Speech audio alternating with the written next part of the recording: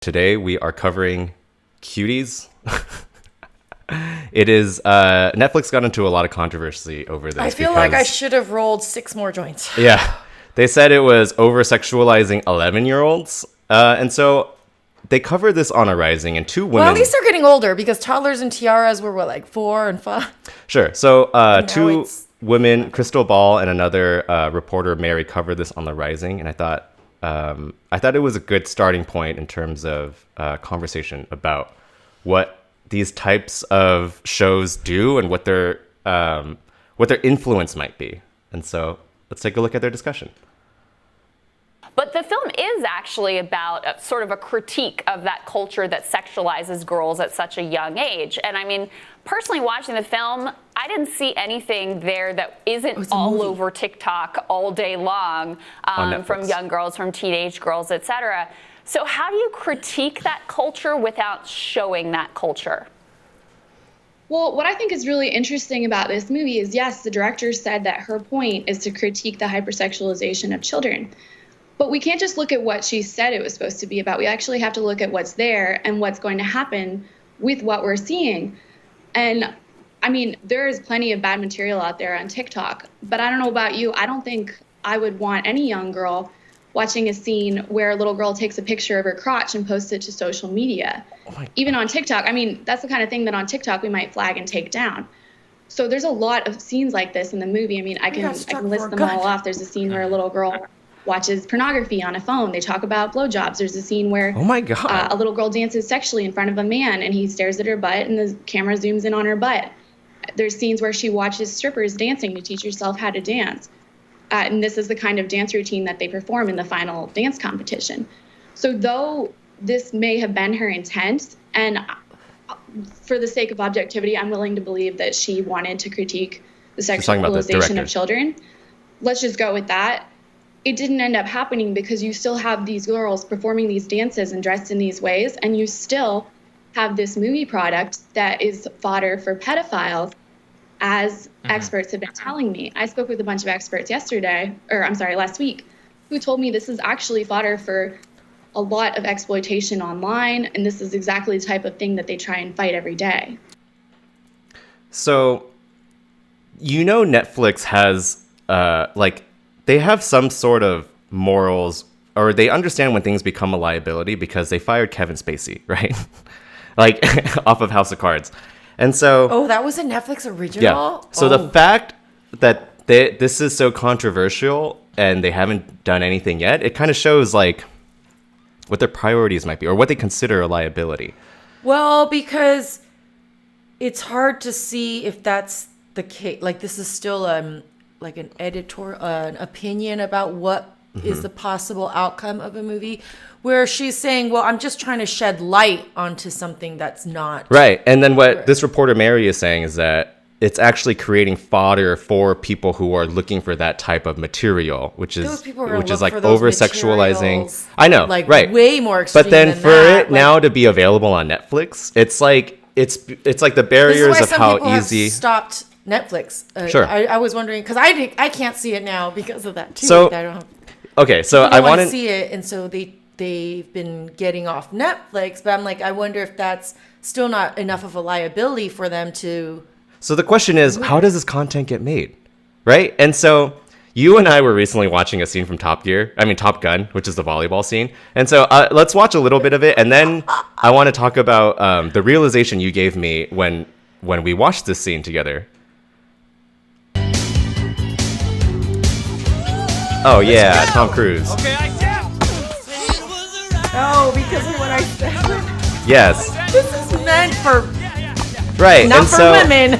if you have a fragile masculinity, take care because this is this scene. It's very homoerotic.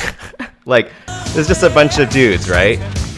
And it's made for the male gaze. Right, and so my assumption was they're trying to market to a gay audience. It didn't occur to me as a kid that how homo intense this scene was. And so my assumption was they're marketing to a gay audience as an adult. And you pointed out that no, the producers are making what they want to see. So the people who are making these movies are making these these intense homoerotic scenes for themselves. Maybe because they feel they want to create something that that's not openly out there, or that isn't discussed, or that isn't. Right. So with that in mind, let's watch the rest of the scene because it's like 50 seconds of this. Is it gonna turn you on, Joseph? Give me some time. Why he howled? Animals. Oh my god. Who is that guy? Val Kilmer. Yeah, Val.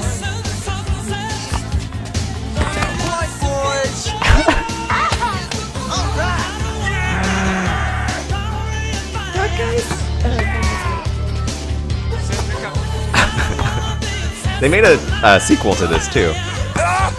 Oh, jeez. All right, well.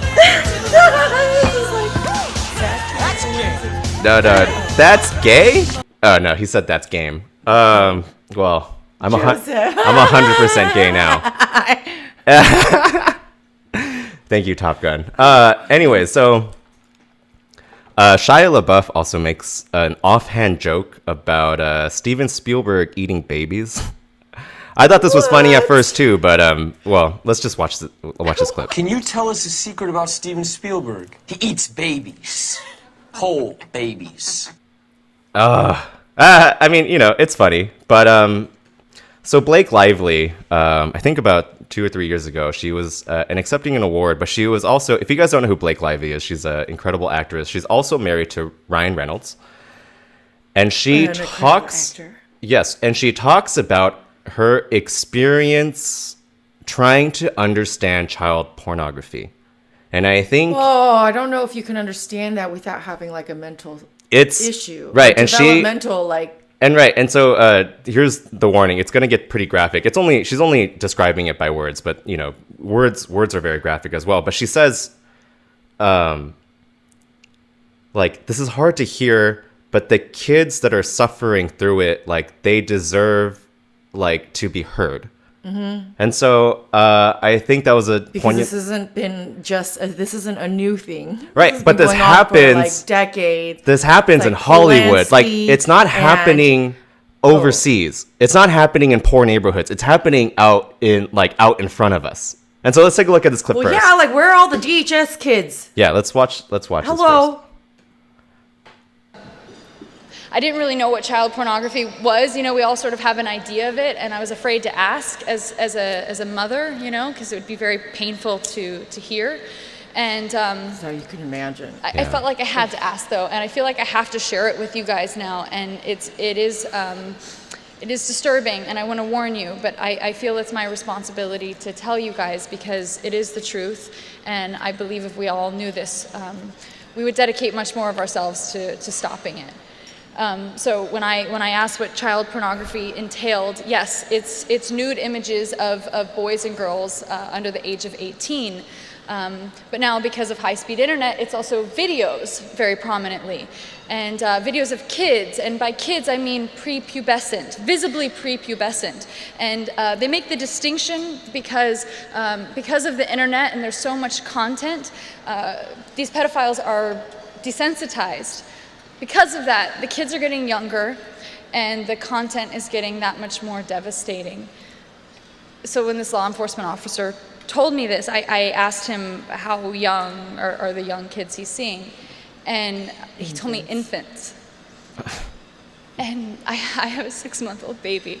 So I said, what does that mean? You know, like, what does an infant mean? And he said, well, the umbilical cord still attached. I know it's so devastating to hear this, and I'm really sorry to share this, but I'm grateful that you guys are listening because this is actually happening, and it's important that we know this and that it resonates with us so that we think about this in our days and in our personal life. So I asked them what happens in these videos, and you know, unspeakable things happen, but I'm again going to speak about them because I feel like if these kids are experiencing this, the least that they deserve is for us to hear what is actually happening to them. So no, it's not just touching. There is penetration. There is extreme torture and bondage. There's bestiality, which is having an animal penetrate the child or infant. There is incest. I mean, they said you think of it, anything you could think of, it's out there and it's being traded. And there's 30 to 50 million files a day being traded that we know of. I mean, you can see what's happening right now. And this is happening to any child and every child. 90% of children know their abusers. So, our children are at risk. You may know this person. It may be a doctor. It may be a coach. I thought that people that were working with children were people that wanted to protect them. But oftentimes these people who have this propensity for wanting to lure children, and they find out a profession that gives them access to children and lots of them. So that's why there's rules about, like that. That's why those doctors totally violated, because even for women or a gynecologist, a female has to be in the room, and a nurse or whatever. So there's all these restrictions and stuff, but obviously they skirt them. There's enough money. If with enough money, they live stream stuff that you're just like, the law enforcement that has to deal with it can only be on it for a certain amount of time, because the psychological deterioration is just like horrific. But then I don't know. It's like, so the way she says that these. She used to think that people that worked with children wanted to protect children, but then she realized that there are predators out there who have a propensity to lure children that are attracted to those kinds of professions that work with a lot of children. And so and I think what she's trying to do is point out to all of the kids shows in Hollywood on TV, there are predators there. And you see it with Corey Feldman, and Elijah Wood speaks out about it. And there's so many, and Corey, there's just so many people who are trying to get this. It seems like trying to get this message that the pedophilia in Hollywood is really bad, and it's not as far as you think. It's right here. And the question is what can we do? It's how do we? We look at Harvey Weinstein, right? And we're yeah, justice, me too. But it's he was an abuser who was abusing women of age, but it's did he get thrown under the bus? They could do that. No, right. But if they can do that to someone with a face and a name, anything's just a piece of meat for their pleasure. That's the problem. If they can do that to a woman, they can do that to you've dehumanized a whole person. But it's the children, of course, are not going to be whole people to them either. The conspiracy is did the pedophiles throw him under the bus to protect themselves? Oh, that's they're it's let go of Harvey Weinstein because he's not in the pedophile ring. He was only all of the girls it seemed like he was abusing seemed to be of age. Oh yeah, right? That's probably why he thought he wasn't gonna get in trouble. I know, yes, exactly. Well, I'm not at least doing that. Yes, no, honestly, I think I that's what I think about. It's did they throw him under the bus because he's not in the pedophile circle? And he assumed he was safe because he's not in the pedophile circle. Does anyone know about William Barr and his dad and Epstein? Sure. Do they really know? No. I'm saying that's what I'm saying. They work. It's how much money the circle of people who are either celebrities or in power, and they get together and they it's they all do this. She said about content. When you have so much money and so many people and women fawning over you, when you have so much just around you, you're desensitized. You're no longer that doesn't But that's the thing. Make it's you now feel whatever. So now you're looking for stuff that only But now that desensitization is also making its way through the media that they're producing and coming through. It's the girls that are sexualizing are getting younger and younger. I know anything. The media follows that money too. Right, but that's it's okay. I guess the point of this and all of this is just to hopefully be more aware of the content you're watching, right? I mean, none of us can really do anything to stop anything, but then to at least be aware of the child abuse that's going on, and to be more mindful of the content that you choose to support. I think it's just something that we all, that's one step we all could do. Because I think a lot of the victims, if you've talked to them, it's they kind of weren't sure what was right and what was wrong. Yeah, you see that And doctor. it's like after they see things like this. Yes. And then, And then the person that they know is like feeding them stuff, like an adult to feed that to a child. Like they can manipulate any of the information. So the child's usually confused until they're older. And then it's like, and then it's like they can't trust anyone. But like that gymnast doctor, Dr. Larry, he abused I think most Olympic doctors, most people who do go into profession with children don't do it for no. I'm just saying bad reason. He was in a position where he could abuse a bunch of girls, and a lot of them didn't think. I don't know. Maybe they didn't think anything was wrong, or they felt like they maybe had to like stifle that doubt because they're like, he's a doctor. Like it's like how many even like professional women who are like at the top of their game, like they could have doubts. Yeah, and it's called sucks. Being gaslit. But no, it's like what you were saying. It's like if they can see other women saying that's wrong, then it gives them more, I guess, more confidence in their second guesses. Yes, and for people saying that it really does happen, because you're like, they couldn't have done that. Would they? Who would do such horrible? And she's saying like you should expect it. Because I think to get a pedophile, this was like decades ago when I saw this data, but someone should look it up.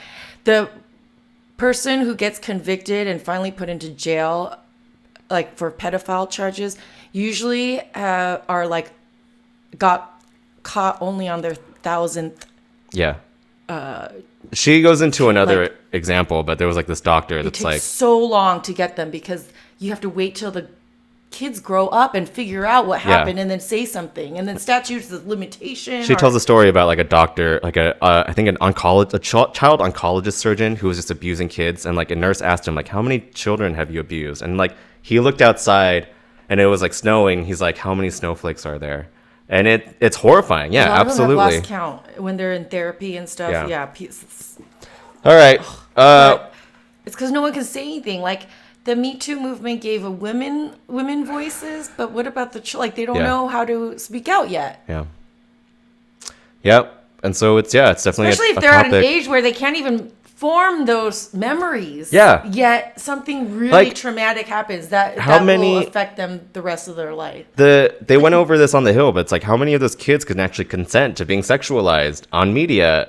Like at 11 years old or 10. Some of them don't even fully understand the concept of sex yet because how can you? Like you're not even an adult. You haven't fully gone through puberty or like lived. Pre-pubescent. It's like how can you explain? Yeah, and so the fact that we sexualize like babies, it's horrifying. But that also goes to show that like I don't think we should say we. I think that's just no. But we don't but ever want that to happen. Usually, like people who sexualize like children were themselves abused as children. Like it awakens something, and so we don't really focus on rehabilitation of these issues. We only see them as like predators and criminals. Well, we can't if we don't see it as a problem. Well, yeah. So there's two steps. We have to see it as a problem, and then we have to figure out what the solutions are to help those people rehabilitate out of that kind of behavior. I'm like 13-year-old. Does that count as a child? I know. It's all right. Well, we should end this episode Those here. Documents. Someone should read them. Mm-hmm. All right. Thanks for watching this episode. I know it was hard to watch, but we feel like it's important to discuss. Keep your children safe. Open communication. Ask them questions. Believe what they tell you. Yeah, Elijah Wood says, what kept him safe. Like he recognizes what's going on, but his mom is the one that like kept him safe and like didn't let him, let him ask questions. Be like, that's wrong. Right, that's right. And that's if your child wants to be in Hollywood, like that's great, but then you really have to watch out for them. They're kids, like they don't know. And keep that conversation going. Yeah, you're like basically Hollywood is let them tell you a den of wolves. Like if your child is very talented, like they could like the world's the limit, right? But then like you have to watch out. Yeah, because that's everyone's eyes are on them. Mm-hmm. So the predators are like, ooh, if only. I know. All right. Well, if you like this episode, awareness, education, I think, and like. Yes. Ways of addressing the problem, and then we can get some resolution. It starts with awareness and education. All right, guys, don't forget to smoke your coronavirus infection prevention do one. medicine. If you don't have buds, we're your buds. We'll see you in the next one.